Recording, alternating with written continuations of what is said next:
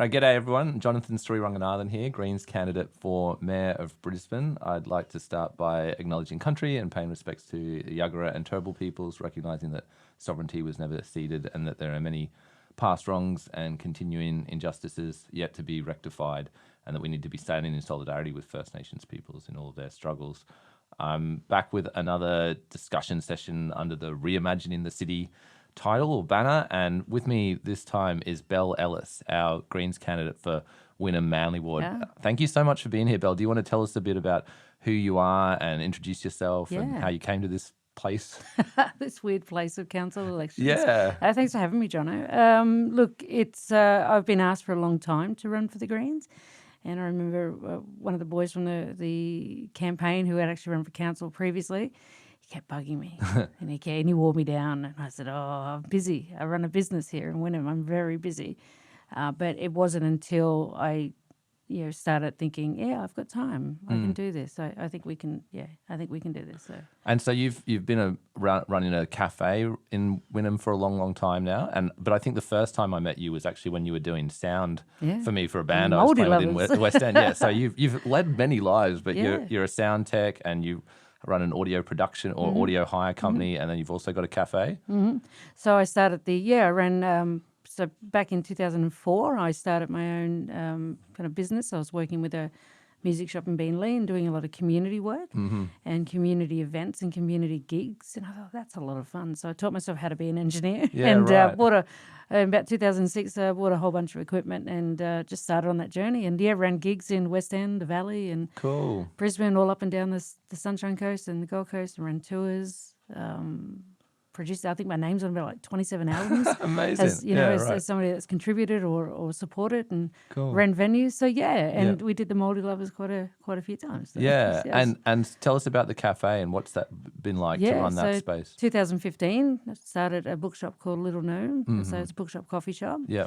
And our focus was solely on independent artists, independent authors. So it's more of a bookshop. It's not really a cafe. It's more a bookshop with a cafe on the side. It's a coffee shop. Okay, yeah. And it's all open to the elements kind of thing. So we had a big communal table prior to COVID, and we did a lot of community events through that, and a lot of engagement with people who were, not didn't have a lot of friends or had a big social circle. And almost 9 years later, those friendships are just still cruising along. Cool. But we had to get rid of the big table in COVID. Yeah, right. So we auctioned it off and gave it to a charity called Variety. So nice. Yeah, you've done a bit of fundraising with Variety. Yes. Do you want to tell us about what is Variety and why do you find yourself supporting that stuff? Variety is a children's charity of Queensland, helps sick, disadvantaged children. So we work. And then they have a big fundraising event called the Variety Bash. So you take a 30-year-old car, 2-wheel drive, and you do 4,000 kilometres around the outback of Queensland. And you've done that quite a few times. I did the fourth one. This year in August, we raised just under 90,000. Wow, right. And I had a really good teammate over in Brendale, and some of the hotels over there helped us out immensely, and the butchers over there. But here locally, I did 3 kind of on my own and managed to get, I had some support, but I managed to raise about 15,000. So amazing. We're up to about 130,000. That's so cool. Years. And I think the Greens are really lucky to have someone running as a candidate who's so deeply embedded in community and has been connected to so many community projects over the years. But I guess I'm also interested in whether for you, were there any reasons where you were like, I'm not sure I do want to get into electoral politics? Because obviously, there's plenty of stereotypes about politicians, and I know you don't want to be like your cliche political hack, but no, I definitely don't want to be. I think the 8 years that we've been running the shop, prior to that, most of my sound work outside of the gig scene and the music scene in Brisbane and West End and the Valley was in community events, and a lot of my hires were in community, Acacia Ridge, Logan, Beenleigh, different multicultural groups. And so I really saw the impact that grassroots, activism and community engagement had. And there wasn't a political affiliation in sight. And I really valued that. And we carried that into the shop. that's kind of a natural. You walk into our environment, it's our home and you're part of it. And if I insult you, I love you, you know, kind of thing. I had my son working with me for 7 years. And so kind of melting into that and doing so much with our local schools and organisations. And I worked on the Quandamooka Festival for years. And, you know, I give PA hires out to people who can't afford it, just like, yeah, I'll drop it off, no worries. Because I think we just have a right as communities and people in probably a better financial position. You know, I've worked my butt off, but I'm able to, you know, to just go, well, that's not the be all and end all. And if I can help somebody in my community out, then, you know, that's sick. So moving into politics, and I hate that word, right? But moving into this council election, it's just an extension of our community work and my love for helping other people. And it's not a fake thing. It's not I'm just doing it now for the sake of it. I've always done it. Yeah. You know, I've had a strong line of women who are very, you know, my mother, my grandmother were very charitable and you know, caring and empathetic towards people. So so. Yeah, let's just do this. I guess also, though, I mean, one of the things that interests me about you is that you're also bringing a little bit more of counterculture or alternative culture out into the eastern burbs. Like that must have been a bit of a journey to like set this space up in what some people might historically have said is a more conservative part of the city. Yeah, it's the change. I've moved to Wynnum in 2009, and the change in that area, the demographics and the has been quite dramatic, but the underlying theme of Wynnum and Manly is a very cohesive and caring community. And I witnessed that through my chemo in 2018. The community just had my back, had my son's back in my shop and all of our customers. So there's that underlying thing, but it's definitely changed. Demographics have changed. The thinking has changed, and I think the moving forward ideas of the Bayside has changed dramatically. Yeah, right. And I think they're looking for kind of a more holistic and, you know, grounded approach to moving forward. You know, if our politicians say, oh, it can't be done, I'm going to challenge that. Yeah, nice. The buck doesn't stop with council chambers. Yeah, We're going to challenge it. Awesome. So tell us a bit more about like what does Wynnum Manly Ward need? What are people telling you is important? What do you think the priorities are going to be over the coming years? But we definitely have some issues around congestion around really important feeder roads into, particularly in Manly, the Whites Road, Preston, Manly Road at Ernest Street. We have a very, very busy walk thoroughfare for kids getting to schools and to a lot of major schools who have no safe crossings. Oh, geez. And time again, the council go, oh, it's not in our budget. Oh, it's not a priority. But like a few months ago, a little girl got hit by a car there. Out. Yeah. You know? And that means that parents feel like the roads aren't safe for kids to walk to school, and so then they drive, and so then there's more cars, and then congestion gets worse, and you're just like, this is such a solvable problem. If it was safe for kids to walk to school, parents wouldn't have to be taxi drivers. Absolutely. More kids off, you know, more. Oh, actually, before I go any further, there was this great video that I saw from the States, and this teacher decided his kids wanted to ride to school, but it was unsafe. So every Wednesday, he rides with them, and they close off the entire streets to get to school. And it's such an amazing, like, that's reclaiming the streets, kind of that vigilante activism that we've talked about. That's it, you know? and it's the community leading that change, even when the council or the government's not doing enough. It's like people getting together and be like, well, actually, let's start something and apply that pressure from the bottom up. Yeah. The other thing too is that we have a lot of most of our council money spent down on the Esplanade. Rightly so. That's a big tourist draw. Yeah, but people from all across Southeast Queensland come to Wynnum Foreshore. And, Absolutely, but that doesn't transpire in people up into Wynnum and Manly. So they stay at the foreshore, and there's no real direction for them to hit up the wonderful shops that both Wynnum and Manly have. That's so interesting. And we're only 300 metres away from the water. You know, Manly is actually even closer. They're right on the water, but nobody just goes up the little street to visit the shops. And that is interesting because I've seen that in a couple of beachside neighbourhoods where like there's all this activity and tourists and visitors right on the waterfront, and even just a few streets back, the neighbourhood feels a little bit cut off from that action. And places like Wynnum West and Manly West really don't get the attention that they need. In fact, in Wynnum West, I don't think there's a park that has barbecue facilities, shades, you know, really in like the basic even parks, stuff to make it usable. Yeah.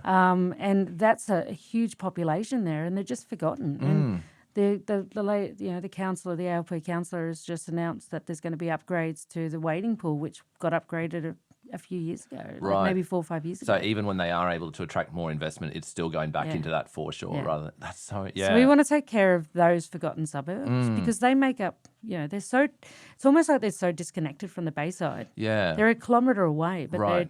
they go to the plaza or, they're so disenfranchised with kind of finding their place on the foreshore and being able to enjoy all of that. Yeah. So I think that's where we want to concentrate on. Cool. Bring street parties and bring a lot of youth activities. We don't have a designated youth centre.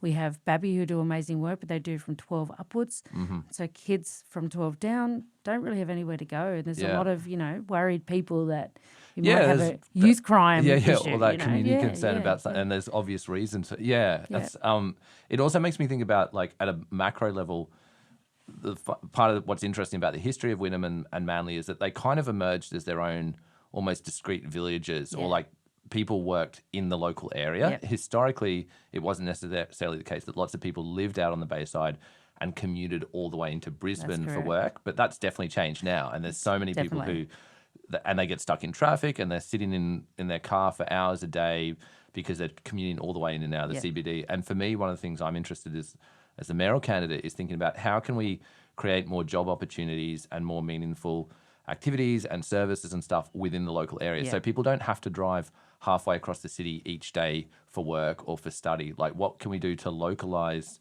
service provision and job access and stuff so that people can maybe even live within walking distance of their place of work? Yeah, that's definitely something that we've been looking at. So on the 15th of November, we're having an internal campaign launch for our volunteers, and we have a kind of a comprehensive 6-point plan, but it is our plan, and it's our plan to present to our community and say, we need your input. We need you to shape and form this, and that's what we're going to fight for.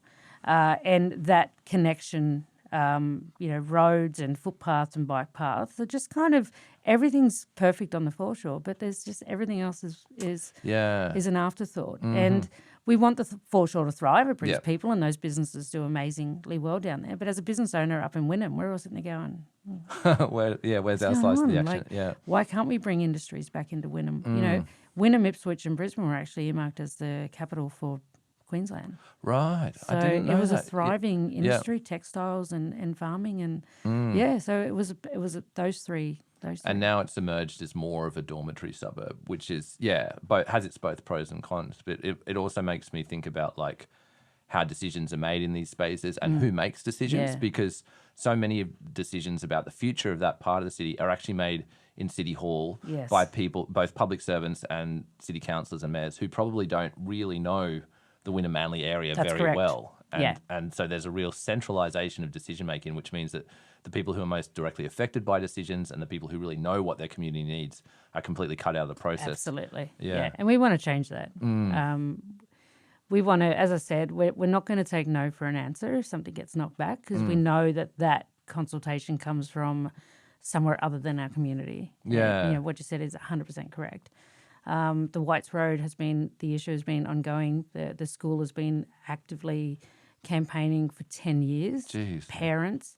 And now the local councillor has just announced, the Brisbane City Councillor, are upgrading again another intersection on the Esplanade, which is 500 metres or maybe less than, maybe 600 metres from where we need real action. Yeah, right. And there's absolutely nothing wrong with down there. That's so interesting. Yeah, it's frustrating. It also makes me think about how there's this sort of, we see this across the city, but so much money is spent on major road widening projects and to carry more cars, and then they tell us there's no money for pedestrian crossings. Yeah. It's like, well, we just saw you spend $100 million widening that bit of Lytton Road over in East Brisbane or whatever, and it's a real missed opportunity. But I'm mindful of time. One other thing you and I have been talking a little bit about is accessibility of parks and public spaces. And I mean, accessibility obviously means footpaths and connected pathways, but it also means things like toilet blocks so that people can actually use these spaces for more than half an hour and that sort of stuff. But that's been coming up a bit in conversation. Has, we've got no public toilets. Well, we've got 2 public toilets in Wynnum Central, and it's quite a hike for elderly people to get to the community centre. Yeah. It's not signed, it's not known. And then our parks are getting upgrades. They're using the same designer to upgrade parks where the Lighthouse Park, for example, isn't accessible to everybody. Yeah, right. And they claimed it was, and now they're getting that same designer to design the wading pool again, to the shark the shark pool section, and we have kids with mobility issues and in wheelchairs and sensory needs that are just kind of dipping out. And yeah, right. it just doesn't make it. Raising funds for Variety for the last 4.5, 5 years, we see those kids dip out, and that's why we raise funds for this charity, because we make sure they get what they need. And at the very basic level, we just don't have a counsellor. It just seems it's tone deaf.